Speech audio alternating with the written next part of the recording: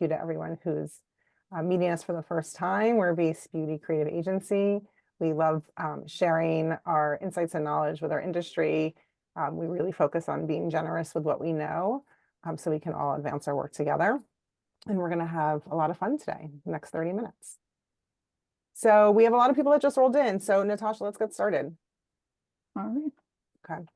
Hi, everybody. I'm Jody Katz. I am the CEO and founder of Base Beauty. I'll start us off today, and then you'll meet the rest of my team as they lead their slides. They'll introduce themselves and their roles. But I'm really excited to welcome you to this program. At Base Beauty, we've been leading successful growth programs for 17 years in holistic marketing, creative, and beauty, wellness, and personal care. So we've also been a certified women's owned business for 11 years now, and we're very proud of that. In a moment, we're going to get started on today's topic, Gen Alpha's extreme passion for skincare and how we can leverage those insights into healthy, actionable brand building opportunities. So instead of just watching the spectacle of what's happening out there, let's think about how, as an industry, we can really leverage this passion and do something in a healthy way with it. So let's move to the next slide. I just want to introduce you to Base Beauty and what we do here every day. Our job is to harness the power of data-driven creativity to grow our clients' brands. So that means all of our holistic programs, creating actionable shareholder value, increasing market share, and category leadership. So we don't silo our work. We're completely holistic. Literally every single thing the consumer sees and touches, we have areas of expertise that work on that, and they do that cross-functionally with no silos. So it's very hard. It's not an easy job, but our team is up to the task, and every day they're able to help us grow our clients with this data-driven creativity. Next slide. And what's exciting about the fact that we're so data-driven is that we can actually prove this out. We can prove out how our programs lead directly to business growth. So case study after case study, arrows up after arrows up, we're creating that valuation, that shareholder value, that category leadership for our clients. And I want to use the next slide to show you some of the tools that we use to accomplish this. We can't do this alone. So we harness the power of data-driven creativity with really robust tools. So we use Mintel for consumer and industry research. You're going to see a lot of Mintel data today. We use Tagger to get benchmarking and EMV for influencer programs. We use BrandWatch for social listening and our owned programs, Klaviyo for SMS and email programs, and Muckrack for media impressions. So we're able as a team to gather data from all these resources, put them together in a holistic way, and understand how that's going to move our programs forward. So many of the insights that you're going to see today were born out of these tools. So I'm going to start us off now on our Gen Alpha topic. I want you to know that we want to hear your questions. We do have time for questions at the end. We want this to be very collaborative. So please add those to the chat. We've enabled it so everyone can see your questions. You know, we really want this to be a community space, and I'm sure if you have the question, your peers do as well. So please add those to the chat. So let's get going. Next slide, Natasha. Okay, so we went too far. Close. There we go. So we all know that the biggest beauty story this holiday was Gen Alpha and the skincare that's on their holiday list. By the end of the year, it was a mainstream story that the dermatologists, media, Sephora employees, parents, and the tweens were all weighing in on. So we wanted to explore why this is happening, what it means for tweens and their parents, and importantly, how brands can win with this target and the parents who are paying for all these products. Next slide. Okay. Hi, everyone. I'm Emily. I'm a senior digital marketing strategist. As Jody said, we were really interested in this topic, and we wanted to understand why such young consumers were really becoming so interested in beauty. So, of course, we're looking at the data. And no matter how you look at it, this tween age group is hyper engaged in the category, and either their spending or the influence they have on their parents' spending in the category is on a rise. Teen spending on skincare increased 19% versus the previous year. And at Ulta, the skincare category has surpassed makeup as the #1 category. The Gen Alpha and Gen Z consumers are engaging earlier and earlier on more than ever. And so that spend just continues to grow, and they're learning about these products. They're seeing their favorite influencers use it, and they want to use, the same products as their favorite social media personalities. So 55% of kids between 6 and 16 are influenced, their purchases are influenced by these social media personalities talking about the products. And so what exactly is it that they're buying? Well, we can't talk about this skincare trend without talking about the preppy skincare. And many brands that are popular with this age group are associated with the preppy skincare trend. We've seen it on TikTok. You can see here the hashtag is very popular with over 128 views on TikTok. And the reason it is so popular is because it's evoking such a playful experience. The colorful packaging, the bright colors, it really just creates that display-worthy experience for consumers. So on the screen, you can see some of the brands that are associated with this trend. Bubble is one of note, and they actually specifically target this younger demographic. And according to Bubble, the 13 and up segment is a massive part of the community. So they really built their brand with and for this target. Drunk Elephant, also with that kind of similar, colorful, fun vibe with their packaging, was not designed specifically for the target, but has become very popular with them. So they've also weighed in on the conversation. And the question was posed whether their products are safe for tween skin or not. And their founding partner and creative chief officer, Tiffany Masterson, has answered a resounding yes. So they do have products in their lineup that are safe for tweens to use. However, they caution staying away from things like acids or retinols because their skin does not need to be using those products. But this has been a really key debate over the conversation. What's the age appropriateness of the products? When do they start using them? What do they truly need? What ingredients are safe? What benefits do they need for such young skin? So that's what we're here to weigh in on. Thanks, Emily. I'm Nicole. I am the digital marketing director for our communications and awareness team. To dive in with our tween and teen point of view, tween skincare influencers are sharing get ready with me videos and talking about skin concerns that don't apply to them, like wrinkles and lines. Listen to this quote from a 10-year-old. Hydrating serums make you look really glowy, and some of them prevent wrinkles and lines. The skincare products that they're designed to treat these fine lines and wrinkles are wreaking havoc on their skin. They're spending a lot of money, and in some cases, it's just an object to collect, like Emily mentioned, as a display item. So when tweens do use these products, they often experience adverse effects, and then the expensive products go unused. A 13-year-old tells us, they made me break out, so they're just sitting in my closet now. So on the next slide, we go into our parent point of view. It's clear that parents are open to purchasing skincare that's age appropriate, but are also desperate for education on what's safe. If we look through some of these posts here and comments from parents, it's clear that they are in uncharted waters and are up against the intensity of tweens' desires and their own lack of expertise in this space.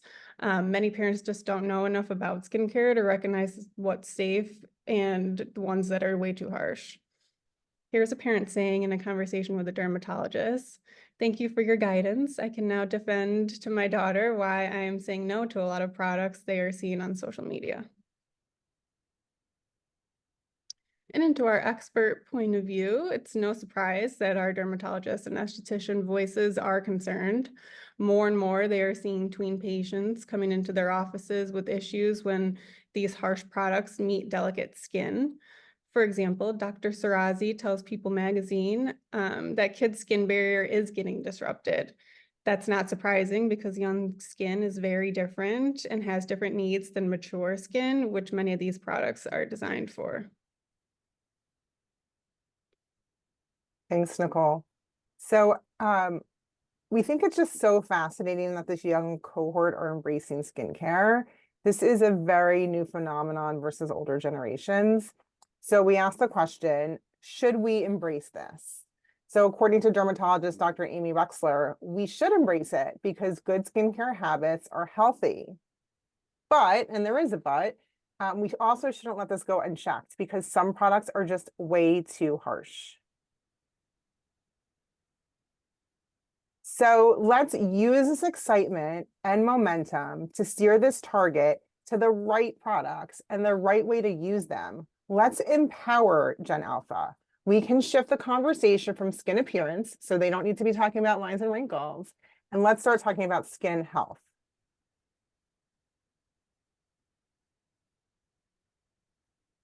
So we know that this approach works. We know whether it's beauty products or it's social media content, when it's created specifically for an audience, they're going to resonate with it much more. And as you can see here on the screen, 74% of tweens prefer to use products, beauty and personal care products that are designed specifically for them and people their age. And there are brands that are built like this. So for example, Bubble and JB Scrub are focused on that younger target. And they still kind of have some of those similar elements, like the colorful playfulness of the packaging. That's what Gen Alpha is so drawn to. So brands can reach this target, this Gen Alpha target, and build specific relationships with them and be designed for them. Also, another reason that we see this shift from, or we are encouraging this shift from a appearance-based messaging more to the health-centric messaging, and that we believe it will resonate with Gen Alphas because we already, or they already have started to acknowledge the negative effects that social media can have on their mental health. So they're very aware and they're curious and focused on their overall health, both mental health and physical and skin health. So the more we can educate them, the more receptive that they will be. So according to a Mintel study, 60% of tweens have surveyed and agreed with the statement that social media makes them feel pressured about their appearance. And 51% of 13-year-olds think that social media has a negative impact on their mental health. So not only do we know that they are receptive to more positive health-focused conversations, but we also know that the parents are on board.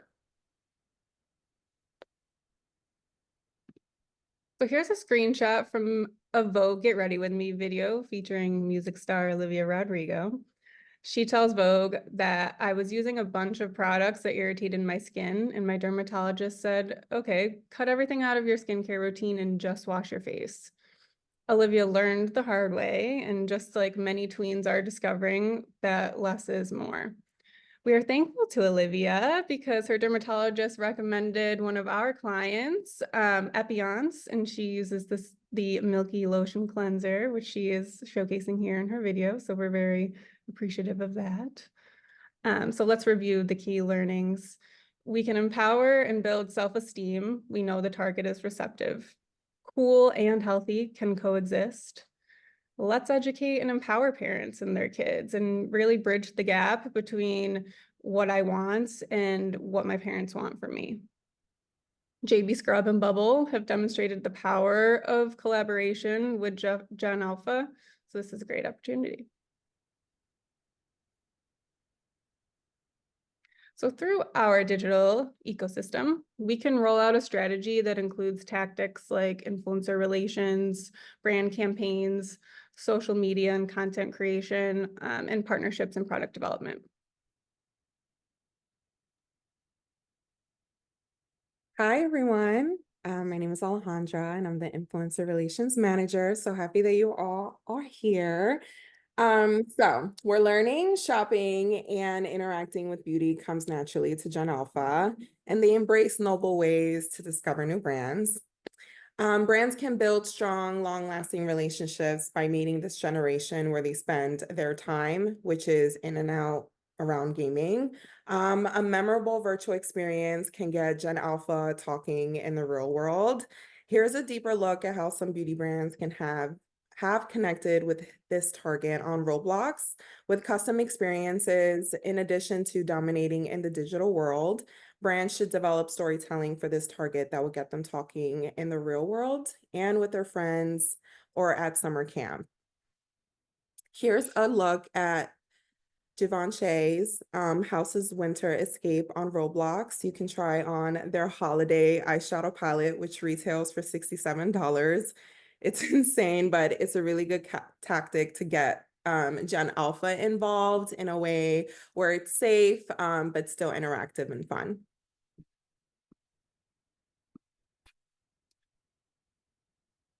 Okay, Generation Alpha values authenticity and realness and appreciates content creators who understand their experiences, struggles, and interest in creating the sense of connection.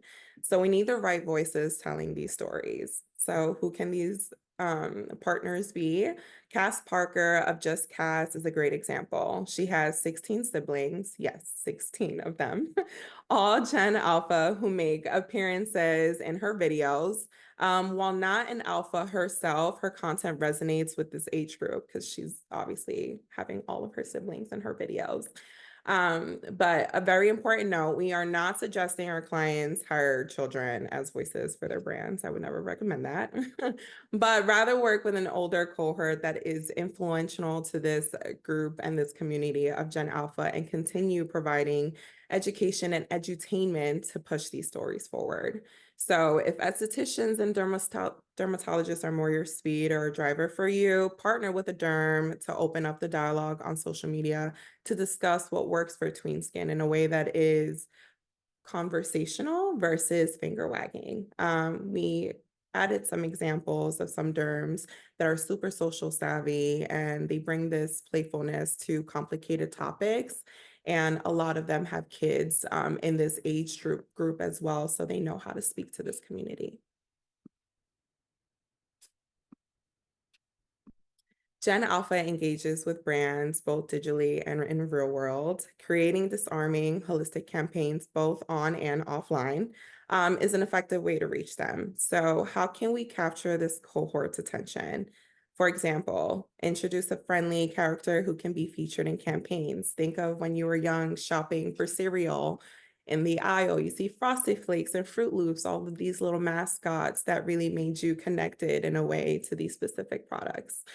And they can be featured in these campaigns and events and provide that edutainment. They can deliver positive beauty practices and promote self-esteem, all while driving brand awareness and affinity.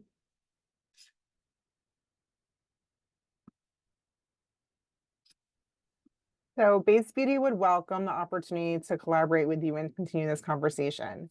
But we want to make something very clear. Our industry has a great opportunity to win the hearts and minds of Gen Alpha and their parents.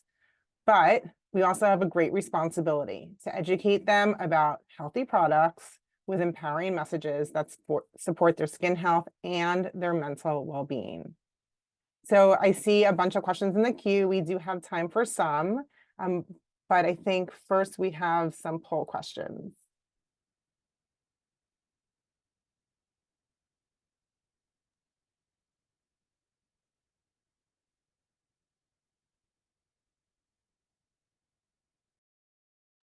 Natasha, are you telling me we don't have our poll questions? Okay, technical difficulty on poll questions. So I'm going to get to questions. If you have questions, please put them in the chat. We'll see them. And we have a few minutes to get to some of them. Okay, let me see what we have here. So many good questions. Okay, first question. Oh, this is a good one. What do you suggest for a brand that doesn't have the visual vibe that will appeal to the tween market? Meaning, I'm not a brand with cool colors or bright packaging.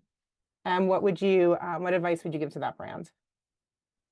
The first thing that comes to my mind is the partners. So I think you can appeal to the younger demographic through the voices that are talking about the products because they're the ones that are going to make it cool, right? The reason they love Drunk Elephant and Glow Recipe is because they're seeing people that they look up to on social use it. I think, like we talked about, the colors and the packaging make it this cool collectible item, but maybe the shift would go to a more minimalist packaging if that's what creators and partners made cool too. So I think leaning into whether it's a derm or a healthcare pro, or maybe it's a beauty makeup expert, makeup artist, I think, they'll be drawn into the product if they're engaged by that partnership. 100% agree. These kids are at school, talking with their friends, getting influenced by their friends and what they're watching on TikTok and on social media, and they're going home and they're watching these videos and being inspired by these people. So 100% lean on partners. And I think just to add Oh, to go ahead, that- Nicole. Sorry. I'm sorry.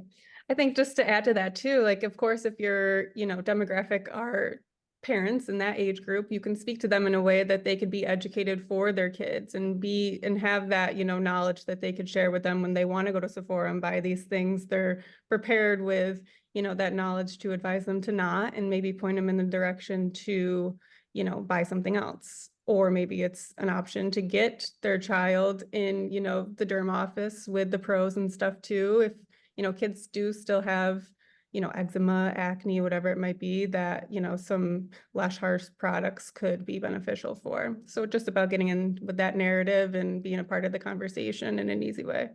I love that thinking. Another question just rolled in actually, which is what you were just saying. Would we advise parents to consult with derms on ingredients for tweens? And as a parent, I have a 16-year-old and a 13-year-old. I can tell you they don't listen to me and hardly ever have. But when I would get an expert voice, right, take them to the doctor, I don't know, piano teacher, whatever it is, if I bring an expert voice into the conversation, they will listen. So this is very, very hard, right? I know what it's like to have a tween and a teen make demands of, their desires. And it's almost like the same thing as with a mobile phone. Like all the kids in fourth grade have it. And I would say, no, like you're not getting it now. It's not time. But I would be asked, week after week, day after day, and I had to hold firm. And it's very challenging when you see actually, oh, a lot of kids do have a phone that young. So it's really kind of no different here. You have to get educated as a parent. You can talk to your derm. You can bring the child to the derm or the SD to have these conversations. And then your kids will be okay if they don't have these expensive, fancy products that are inappropriate. They might be sad about it and they're entitled to be sad, but there's so much out there that a kid can collect. And I want to give one more anecdote before I move to more questions. One of my friends in town, her daughter, who's 12, was collecting this way, buying these very expensive, very harsh products, started using them, and ended up, of course, in the dermatologist's office with a damaged skin barrier. So I recommended to my friend, I'm like, I think that, your child is just wanting to collect, right? She just wants to collect what she sees these influencers and her peers collecting. Let's move to something that's safer. Nail polish. You can have like a huge nail polish collection and have a lot of fun with nails without damaging the skin barrier in your face. And guess what? When she introduced the world of nail polish to her daughter, she didn't ask for skincare anymore. So I just want to give that personal anecdote as a mom. Okay, there's more questions, then we have a few more minutes. I love this one. I'm going to start with Alejandra here. Do you think tween skincare is just a fad? Are they going to just move on to the next thing? Or do we think that there's something here to stay? I think that tweens are going to follow whatever trend is happening at the moment. Skincare, we've seen a huge increase in just that community alone. And I think to the point where, tweens are following people like JoJo Siwa or just Cass. And if they're talking about specific topics, they're going to want to be embedded in those conversations. So they're going to want to go to the stores and try on the new skincare trends and products. So yes, I think they're here to stay for the moment, but they might move on to the next thing as we continue to see these trends growing. It's so interesting, Alejandra. You know, I think about that a door has been opened, right? So maybe yeah, they're going to move on collecting the next thing, and parents are going to spend their money on the next thing. But in a beautiful way, we've opened the door to talking about skincare and skin health. Just like we want, you know, we want our tweens to brush their teeth twice a day and eat healthy food. Now they have an awareness that skincare is a thing, and we as parents and marketers can teach these kids like how to do this in a healthy way, and that, you know, washing their face twice a day, just like brushing their teeth, wearing sunscreen every day, this is good, right? This is a new behavior that's worth doing. Okay, so I have this really interesting question. Joanna, thank you for submitting it. It asks, is there also an issue around the anti-aging messaging that is coming through to Gen Alphas and needs to be addressed? Meaning, right, we had that 10-year-old quoted as saying like, oh, her products for lines and wrinkles. Is this a way for our industry to see that some of this language is really like completely unnecessary, even for mature audiences? So Nicole, I'll give this one to you. I think it's a tough one because obviously a lot of these brands aren't marketing towards this young generation. So of course you're going to be, you know, specific with your verbiage and your messaging around your products and what the benefits are, because your target market is someone who is suffering from fine lines and wrinkles or whatever it might be. I think that then that's when the education component can come in, and brands can, you know, do additional things too to really help with this messaging and give the education that they need. Like, this is only for this type of age group. We wouldn't recommend this for, you know, ages 11 and below, or whatever it might be, 13 and below. I think just being more specific with our messaging and, you know, in our content that we're putting out there and the voices that we're working with and what they're saying, I think it's important to be specific and, you know, talk to the people that is our target audience, but also, you know, give the disclaimer if somebody does see it on social media that it wouldn't be for. So there's an anonymously posted question, but it's a good one. Has Sephora responded to the increase of Gen Alpha shoppers? We did some field research as part of this study, and the Sephora employees that we spoke to, you know, they've been seeing this for quite some time, right? This didn't just happen 4 weeks ago. So they've seen the momentum. They sound very well trained on this topic, incredibly patient on this topic. You know, the store environment is very different when you walk in on a Saturday with so many kids running around. I mean, it was actually shocking. The staff really works hard to encourage these young shoppers to look at products that are appropriate. But, you know, one staffer did say to me, you know, it's her expertise up against TikTok, right? So she knows that there's like a very big demand that these kids are coming to the store with. And sometimes no matter what she says and what product she recommends, that child is still going to want to buy the product she saw on TikTok, even if it's completely inappropriate. So, but there was an incredible amount of patience that we saw in the staffers that we talked to. And we heard what seemed like a lot of training. So we're like right up against almost the end of our session. We have 1 minute left. I just want to let you all know that we'll send you a copy of this presentation so you can bring it back and have conversations with your team about it. We will post this video so you'll get to hear our responses to the questions as well. But you know, it's really important to us that we have a dialogue with our industry. So, you know, send us a message on LinkedIn. You know, happy that if you email me, we're happy to make time to talk. This is an important topic because as an industry, we have a responsibility, like Spider-Man, you know, great powers come great responsibility. We have a responsibility to really talk to this target about skin health, educate them, be there for them. We really shouldn't ignore this because if we ignore it, you know, there's going to be a lot of unhealthy skin out there. So we have an opportunity. Let's grab it, and we're happy to grab it with you. Thank you, everybody. Thank Thank you. Bye.